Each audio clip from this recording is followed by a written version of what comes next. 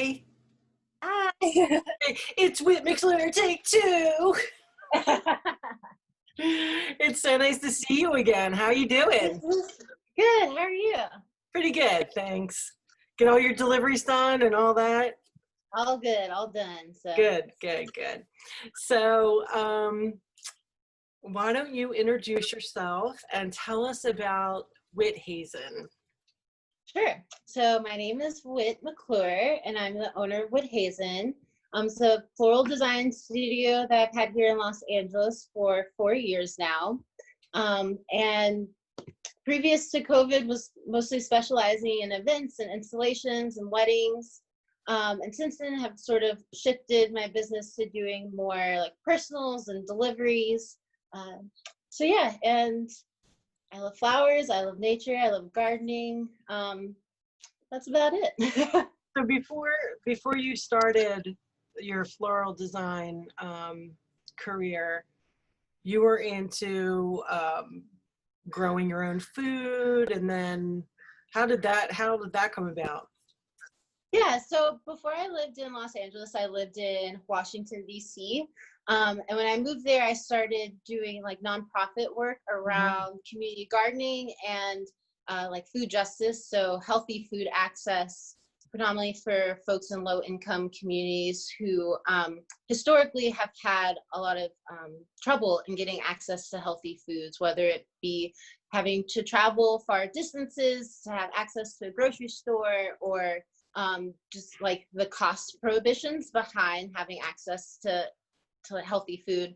Yeah. So I was doing that, and also working in the service industry in the restaurant world, like also around local food, because it was becoming sort of a big thing at that time. And I just kind of got burnt out from doing both of those things, and needed to have a shift.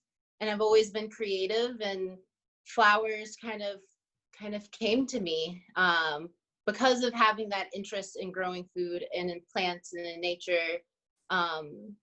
Flowers just sort of made their way to me. I love that, actually, because it shows in some of your designs how you incorporate,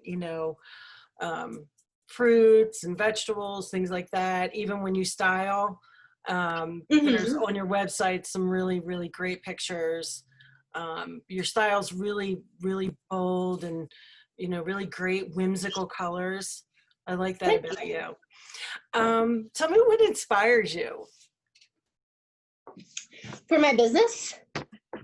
For anything. Or in general? Yeah, I mean, what inspired me to go into business for myself was mostly just feeling like, when I first started working, I was working a lot with small business owners. Yeah. Mostly because I felt like they tend to value my input, and felt like I could have a greater impact on a smaller business versus working for a larger one. And I think over time, doing that, realized like, oh, I'm putting in a lot of effort in making someone else's dreams and visions come true. Like, what would that look like if I did that for myself? And I think that's what mostly inspired me to go into business, like, was wanting to see, like, I have my own ideas, I have my own visions. Like, what if I dedicated that time to making that happen? And, if it didn't work out, at least I could say, like, well, I tried it, versus always wondering, like, what could have happened. I think that was the main thing that really has been the inspiration behind it. How about when you design? What kind of gets you in the mood? What inspires you to design? Where do you kind of pull your inspiration from? Yeah, I would say I'm mostly inspired by color, which I think is very evident. Yeah, for sure. I really love color. I think working with flowers has given me a whole new appreciation for colors, in the sense that, I think before I'm naturally gravitate towards like bold or just like very saturated colors. Yeah. But I think working with flowers and doing flower design has really given me a new appreciation for also like more muted colors. Just when it comes to composition, like realizing that you need sort of those transition tones to really allow someone's eye to like glide over a piece versus kind of like it being polka dotty, right? For sure. So I think just being like those initial like really juicy colors that I gravitate towards, and then like just playing around and seeing like, oh, this like more mauve color like really actually helps, even though it's a more muted color, like it really helps make these other ones stand out. So I love doing that, you know, just sort of playing with color and, you know, seeing what flowers kind of jive with other ones, and you know, cool about being a floral designer. What do you think, Whit, is or was your biggest hurdle being a businesswoman? I think there's a number of hurdles. I think that being a business owner, you know, especially with the size I am right now, which is like I'm the main person, and I have folks who freelance with me when I have projects that come on.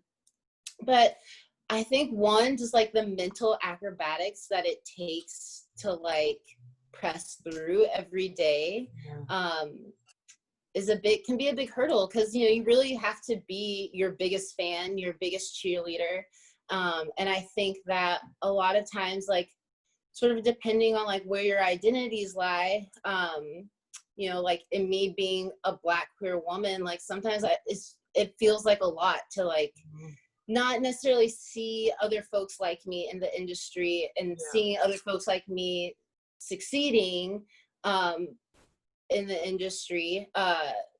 So it feels like having to do like that extra, like, you got this is, there's space for you, you're making it happen. I think that's probably the biggest hurdle. And, you know, just as a result too, not comparing, you know, my business to someone else's, knowing that like what I'm doing is what I'm doing, and everyone else has like is figuring out their own way of like how to create a business that feels good to them, that's with integrity, and that really speaks to, you know, bringing other people in. How do we change that, Whit? Like bringing more of the diversity, like you said, you know, I think the floral industry is predominantly women, but like you said, you know, even finding someone like you know, businesswoman, owner, queer, you know, African American, how do we open up that door? I think, you know, part of what I found as a hurdle too, when I first started out, was that, you know, I didn't start doing this when I was younger. Like I kind of came into it in my late 20s, so pretty into adulthood. And it was a major career shift for me.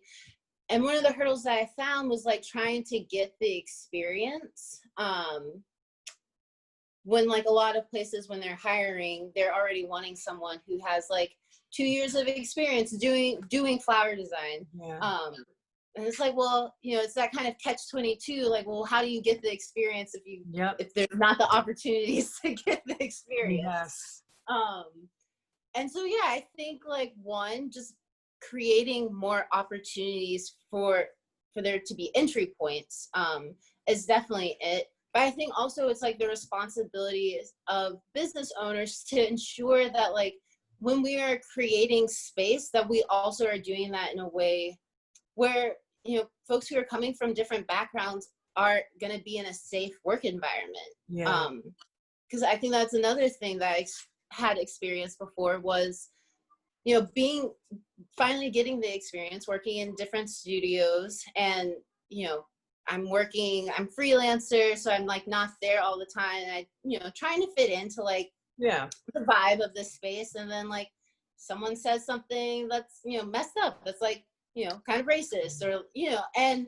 I think that so yeah, it's just like a matter of doing the work and being conscientious and like, okay, I do want to create this space, but along with that, like I'm going to ensure that I am making an effort to make sure that the space that I create can, you know, actually nurture folks from different backgrounds being able to thrive. So Yeah, for sure.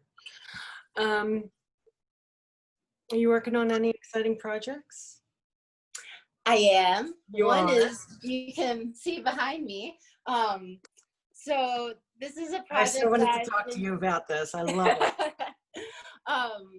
this is a project that I've been doing over the last couple of years called Petals Politics, and it's where I use flower heads to spell out words around like different social justice issues that I find really important, or phrases that I find really important. And I use these images predominantly on my Instagram to, you know, bring awareness, let people know what's going on, and it also usually involves like a call to action. Like these are some steps that you can take to get involved and to really like amplify what's happening.